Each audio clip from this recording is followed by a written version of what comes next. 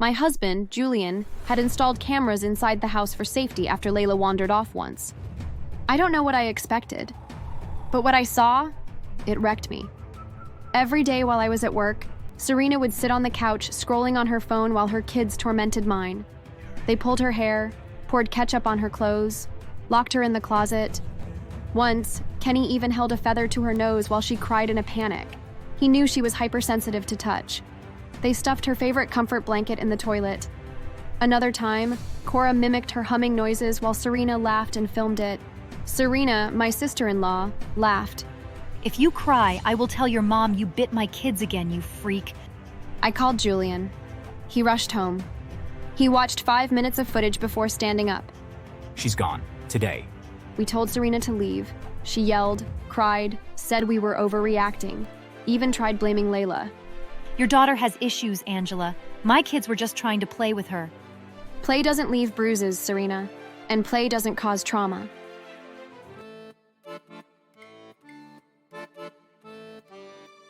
People always say the holidays bring families together. In my case, it nearly tore mine apart, and not in the way you'd expect.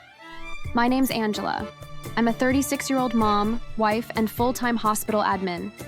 My daughter Layla is 9. She has autism, and while she's nonverbal, she's the brightest soul I've ever known. She lights up when she sees birds, dances to elevator music, and claps whenever she hears laughter, even if it's not meant for her. She's everything to me. So, when my sister-in-law Serena and her 3 kids came to stay over the holidays, I welcomed them into our home like family. Serena's husband had just left her, and I figured she needed a break. I had no idea what I was inviting into my house. At first, it was little things. Layla's toys would go missing. I'd find her crying in her room while Serena's twins, Kenny and Cora, would walk out giggling. I confronted them. Hey, did you take Layla's iPad? She doesn't even talk. How would she know it's gone? I laughed it off nervously, thinking maybe I was overreacting. Kids can be careless, right? But it escalated quickly. One afternoon, I came home from work and Layla had a bruise on her arm. Serena brushed it off. She probably fell. You know how clumsy special needs kids can be. My stomach turned at the way she said special needs, like it was something dirty. But again, I didn't want drama. I told myself she was just stressed. Layla stopped smiling. She started wetting the bed again. She'd flinch when anyone came close. Still, I was blind. One day, our neighbor, Mr. Winslow, an elderly man who watches everything from his porch, called me over. Angela, I saw something. He pulled out his phone and showed me a video. Kenny and Cora were outside, pretending to be monsters and chasing Layla around the backyard, screaming slurs. You dumb alien! Nobody likes you! Layla was sobbing, backed into a corner. My knees went weak. Why didn't you tell me earlier? I figured it was roughhousing, but the way she cried. I thanked him and ran straight to our security system. My husband, Julian, had installed cameras inside the house for safety after Layla wandered off once. I don't know what I expected, but what I saw, it wrecked me. Every day while I was at work, Serena would sit on the couch scrolling on her phone while her kids tormented mine. They pulled her hair, poured ketchup on her clothes, locked her in the closet. Once, Kenny even held a feather to her nose while she cried in a panic. He knew she was hypersensitive to touch. They stuffed her favorite comfort blanket in the toilet. Another time, Cora mimicked her humming noises while Serena laughed and filmed it. Serena, my sister-in-law, laughed. If you cry, I will tell your mom you bit my kids again, you freak. I called Julian. He rushed home. He watched 5 minutes of footage before standing up. She's gone. Today. We told Serena to leave. She yelled, cried, said we were overreacting, even tried blaming Layla. Your daughter has issues, Angela. My kids were just trying to play with her. Play doesn't leave bruises, Serena, and play doesn't cause trauma. The house was quiet after they left, but Layla didn't bounce back. She was different, like something had been extinguished. I decided to do something. I posted the footage online, not to shame, but to protect. The caption read, "When family turns into the monster under the bed." It went viral in hours. But then something strange happened. A few days after the video went viral, Serena was found outside her apartment, bruised and shaken. She claimed someone had jumped her in the parking lot, hit her, and whispered, "That's for Layla." The person was masked and left no trace. She tried blaming us, but the police ruled it a random assault. Some speculated it was a furious parent or even a stranger who'd seen the video. Whoever it was, they never came forward. Out of nowhere, parents from Serena's hometown started commenting. One even shared a screenshot of a school disciplinary report. Turns out her kids had been suspended multiple times for bullying. One girl shared that Cora and Kenny had cornered her in the bathroom and flushed her lunch down the toilet. Another said Serena body-shamed her in front of other parents at a PTA event. The internet turned on them. People weren't just angry, they were disgusted. Someone even dug up a YouTube video from a neighbor's camera, showing Serena mocking a disabled teen at a grocery store last year. She had a pattern, and the world saw it. Her kids were expelled from school. Then Serena tried returning to our house. She showed up at night, tearful. Angela, please.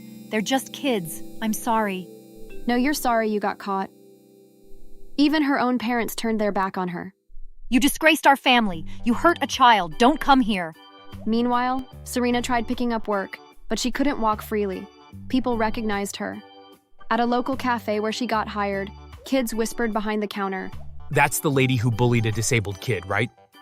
Her manager cut her hours, then fired her. But I didn't feel better. Not yet. Because Layla was still quiet, still scared. One night, while tucking her in, I whispered, "Mommy's here. No one will hurt you again." She didn't respond, but she held my pinky tight. Then something amazing happened. The same community that watched our pain started showing up. Someone donated sensory toys. A mom from a support group offered therapy sessions. Mr. Winslow planted sunflowers in our yard for the girl who survived monsters. And Layla? She started smiling again, just a little, but it was real. Still, I had one last card to play. We edited all the footage and testimonies into a documentary, called it Silent Screams When Family Hurts. It premiered online with a simple goal: awareness. Then came the final twist. A producer reached out. They wanted to turn our story into a feature film. There's power in your pain and hope. Let us help you tell it. We agreed, but only under the condition that 50% of proceeds would go toward disability advocacy and anti-bullying campaigns. And Serena? She tried to sue for defamation. It was thrown out in 10 minutes. The judge even reprimanded her. You're lucky we're not charging you. Today we're healing. Layla laughs when she sees bubbles now. We painted her room sky blue. I changed jobs to work from home. And Julian? He started a podcast for parents raising neurodivergent kids. It's called Layla's Light. Sometimes life gives you pain, but sometimes it lets you turn it into power. But it didn't end there. Serena tried to rebuild her life in a new town, 2 states over. She figured if people didn't recognize her face, she could start over. But the internet never forgets. She tried applying at stores, clinics, even schools. Everywhere she went, someone found the video. The smirking footage of her saying, "If you cry, I'll tell your mom you bit my kids again, you freak," played on people's phones like a ghost from her past. Eventually, the only place that would hire her was a care home for disabled adults. She worked the night shift, cleaning soiled sheets, scrubbing floors, spoon-feeding patients who couldn't speak. It was hell for her. The irony wasn't lost on anyone. A coworker once whispered to another nurse, Isn't this the woman who called that autistic kid an alien? No one offered to eat lunch with her. Residents screamed when she came near. Some flinched at her voice. She begged to be transferred. Denied. She was stuck cleaning up after the very people she once mocked. To make matters worse, her children refused to speak to her. Kenny, at 15, told her bluntly during a rare court-ordered visitation, I saw the footage, Mom. You laughed while we hurt someone. I hate you. Cora refused to even look at her. They chose to stay with their father permanently. Serena tried to write letters, send gifts. Everything was returned unopened. Alone, disgraced, and forced to live in a town where she worked graveyard shifts cleaning up after people she'd once dehumanized, Serena finally got a taste of what isolation felt like. No camera could catch it this time. No crowd would rush to defend her. No fake apology would fix it. She wasn't canceled, she was erased. Oh, and to those watching this video, if you ever find yourself doubting your gut, thinking you're overreacting, check the damn footage. Thanks for watching. Don't forget to like, comment, and subscribe. And remember, be kind or be exposed.